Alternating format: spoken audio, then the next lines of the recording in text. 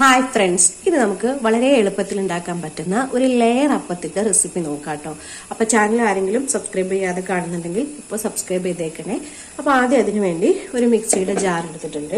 ഇത് നമ്മൾ രാത്രി വെള്ളത്തിലിട്ട് രാവിലെ കഴുകി വാർത്തെടുത്തിട്ടുള്ള അരിയാണ്.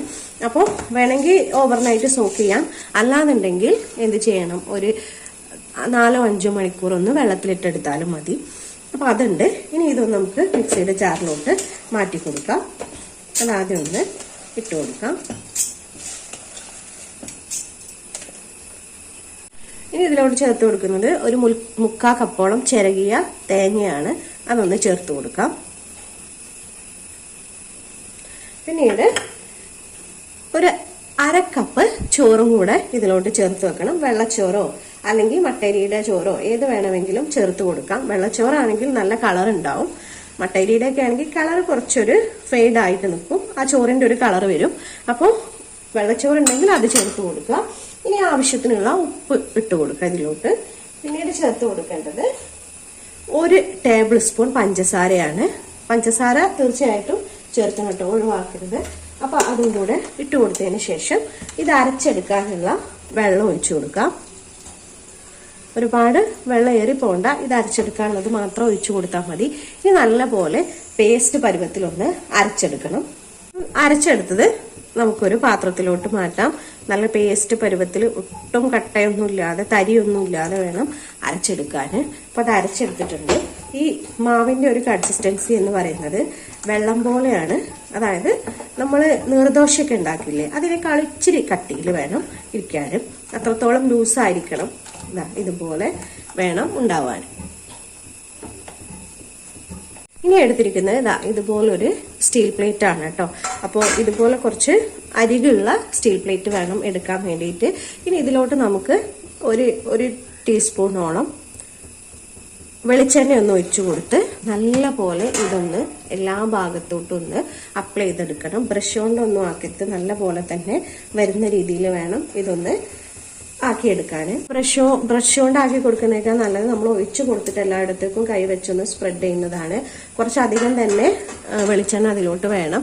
എന്നാൽ മാത്രമേ ഇത് ഉണ്ടാക്കി കഴിഞ്ഞതിന് ശേഷം നമുക്കത് ഇതിൽ നിന്ന് അടർത്തിയെടുക്കാൻ പറ്റുള്ളൂ. ഇനി ഇവിടെ വെള്ളം ചൂടാവാൻ വേണ്ടി വെച്ചിട്ടുണ്ട്. അതിലോട്ട് ഈ പ്ലേറ്റ് ഒന്ന് വെച്ചു കൊടുക്കണം. ആവിയിൽ വേവിച്ചെടുക്കാനാണ്. നിങ്ങൾക്ക് ഇഡ്ഡലിത്തട്ടിൽ കൊള്ളുന്ന പ്ലേറ്റ് ഉണ്ടെങ്കിൽ അത് വെച്ചു കൊടുത്താൽ മതി. ഞാൻ വലിയ കുക്കറാണ് എടുത്തിരിക്കുന്നത്. ഈ പ്ലേറ്റ് കൊള്ളുന്ന ഒരു കുക്കറാണ് എടുത്തിരിക്കുന്നത്. അപ്പൊ ആവി നല്ല പോലെ ഒന്ന് വരാൻ തുടങ്ങിയിട്ടുണ്ട്. ഇനി നമുക്ക് ഈ മാവ് ഒരു ചെറിയ നമ്മള് നീർദോശയ്ക്ക് ഉണ്ടാക്കുന്ന പോലെ ഒരു തവി എടുക്കുന്നത് പോലെ ഒരു തവി മാവ് ഇതിലോട്ടൊന്ന് ഒഴിച്ചു കൊടുക്കാം.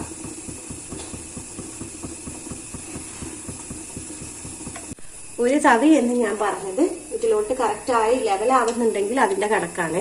ഇല്ലാന്നുണ്ടെങ്കിൽ അത് ലെവലാവുന്നതിനനുസരിച്ച് 1-1.5 അത് നിങ്ങൾ എടുക്കുന്ന തവിയുടെ അനുസരിച്ചിരിക്കും. ചെറുതാണെങ്കിൽ 2 ഒഴിച്ചു കൊടുക്കേണ്ടി വരും, വലുതാണെങ്കിൽ 1 മതിയാവും. അപ്പൊ അത് കറക്റ്റായിട്ട് ലെവൽ ചെയ്തെടുത്തതിന് ശേഷം ഇനി ഒന്ന് അടച്ചു വെച്ച് ഒരു 5 മിനിറ്റ് അത്ര മതിയാകും. ഇതൊന്ന് അടച്ചു വെച്ചേക്കുക. അപ്പൊ ആദ്യത്തേത് ഇവിടെ റെഡി ആയിട്ടുണ്ട്. ഇനി അടുത്തത് ഒഴിച്ചു കൊടുക്കുന്നതിന് മുമ്പായിട്ട്, ഇത് നമ്മൾ ലെയർ ചെയ്തിട്ടാണ് എടുക്കുന്നത്. അപ്പൊ ഒഴിച്ചു കൊടുക്കുന്നതിന് മുമ്പായിട്ട് കുറച്ച് വെളിച്ചെണ്ണ ഒന്നും കൂടെ ഇതിന് മുകളിലൂടെ ഒന്ന് ഒഴിച്ചു കൊടുക്കണം. നല്ലപോലെ എല്ലായിടത്തും ഒന്ന് വരുന്ന രീതിയിലൊന്ന് ഒഴിച്ചു കൊടുക്കണം. 1 ടീസ്പൂണോളം ഒഴിച്ചു കൊടുത്ത് എല്ലാ സ്ഥലത്തേക്കും ഒന്ന് സ്പ്രെഡ് ചെയ്തെടുക്കുക. ഒരു ബ്രഷ് വെച്ചിട്ടെങ്ങാനും എല്ലാ സ്ഥലത്തേക്കും ഒരുപോലെ ഒന്ന് ഓയിൽ ഒന്ന് അപ്ലൈ ചെയ്ത് കൊടുത്തതിന് ശേഷം അടുത്തത് നമുക്ക് ഒഴിച്ചു കൊടുക്കാം. അടുത്ത ട്രിപ്പ്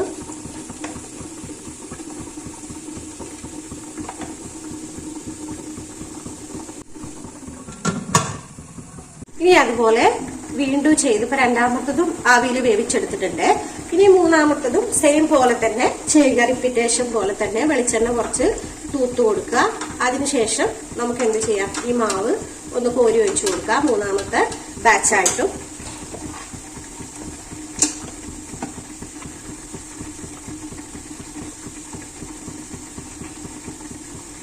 ഇനി വീണ്ടും അടച്ചു വെച്ച് ഒരു 5 മിനിറ്റ് ആവിയിൽ ഒന്ന് വേവിച്ചെടുക്കാം. ഇനി 4ാമത്തെ ബാച്ചും സെയിം പോലെ ചെയ്തെടുക്കുക കേട്ടോ.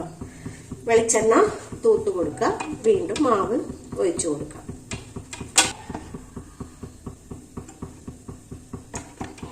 അപ്പൊ 4ാമത്തെയാണ് നമ്മൾ ചെയ്തെടുക്കുന്നത്. ഇനി ഒന്നും കൂടെ ചെയ്താൽ മതി. ഇനി വീണ്ടും അടച്ചു വെച്ച് 5 മിനിറ്റും കൂടെ ആവി കയറ്റാം. നമ്മൾ ഇതുവരെ ചെയ്ത പോലെ തന്നെ അതിൻ്റെ ഒരു റിപ്പീറ്റേഷൻ തന്നെ ചെയ്തെടുക്കാം. 1 കപ്പ് അരി എടുത്തത് 5 ലെയർ ആക്കി വെക്കാൻ തന്നെ ഉള്ളൂ കേട്ടോ. ഇതിപ്പോ 5ാമത്തെ ലെയറാണ് ചെയ്ത് കൊടുക്കുന്നത്. അപ്പൊ ഇതിവിടെ റെഡി ആയിട്ടുണ്ട്. തുറന്ന് നോക്കാം. ഇനി ഇതിൽ നിന്നൊന്ന് മാറ്റാം കേട്ടോ. തണുത്തതിന് ശേഷം പ്ലേറ്റിൽ നിന്ന് മാറ്റാം. ഇതിന്റെ സൈഡ്സ് ഒക്കെ ഒന്ന് ഒരു ഫോർക്ക് വെച്ചിട്ടോ അല്ലെങ്കിൽ ഒരു കത്തി വെച്ചിട്ടൊക്കെ ജസ്റ്റ് ഒന്ന് മാറ്റി കൊടുക്കാം. ഒരു പ്ലേറ്റിലോട്ട് മാറ്റാം കേട്ടോ.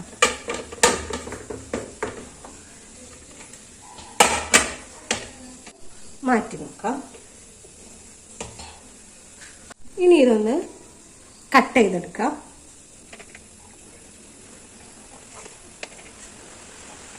നമുക്കിത് ഓരോ ലെയർ ആയിട്ട് ഒന്ന് അടർത്തിയെടുക്കാം കേട്ടോ. പെട്ടെന്ന് തന്നെ നമ്മൾ നല്ലപോലെ എണ്ണയാക്കിയത് കൊണ്ട് പെട്ടെന്ന് കിട്ടും. അതുപോലെ ഓരോ ലെയർ ഒന്ന് മാറ്റിയെടുക്കാം. അപ്പൊ നമ്മുടെ ലെയറപ്പം ഇവിടെ റെഡി ആയിട്ടുണ്ട് കേട്ടോ. വളരെ തിന്നായിട്ടുള്ള ലെയർ ആയിട്ടാണ്. പെട്ടെന്ന് തന്നെ നമുക്ക് എല്ലാം ഞാനിപ്പോ ഒന്ന് മാറ്റിയെടുത്തിട്ടുണ്ട് ഓരോ ലെയർ ആയിട്ട്. അധികം ചൂടാറാതെ നമ്മുടെ കൈ പൊള്ളാത്ത ചൂടിനെ ഇത് അടർത്തിയെടുക്കണം. ഇല്ലെങ്കിൽ കിട്ടാൻ പാടായിരിക്കും. അല്ലെങ്കിൽ പിന്നെ കഴിക്കുന്ന സമയത്ത് നമുക്കിങ്ങനെ അടർത്തിയെടുത്ത് കഴിക്കാം. അത് കഴിക്കുന്ന സമയത്ത് നമ്മൾ മുറിച്ചെടുക്കുമ്പോൾ തന്നെ അത് ലെയർ ആയിട്ട് കിട്ടിക്കോളും. ആയിട്ടുണ്ടെങ്കിൽ കണ്ടില്ലേ, ഓരോന്നും ഭയങ്കര സോഫ്റ്റും ആണ്. അപ്പൊ എല്ലാവരും വീഡിയോ ഇഷ്ടമായിട്ടുണ്ടെങ്കിൽ ലൈക്കും കമന്റും ഷെയർ ചെയ്യാൻ മറക്കരുത്. അതുപോലെ ഈ ഒരു പലഹാരം ഇഷ്ടമായിട്ടുണ്ടെങ്കിൽ എല്ലാവരും തീർച്ചയായിട്ടും ഒന്ന് ട്രൈ ചെയ്ത് നോക്കാം.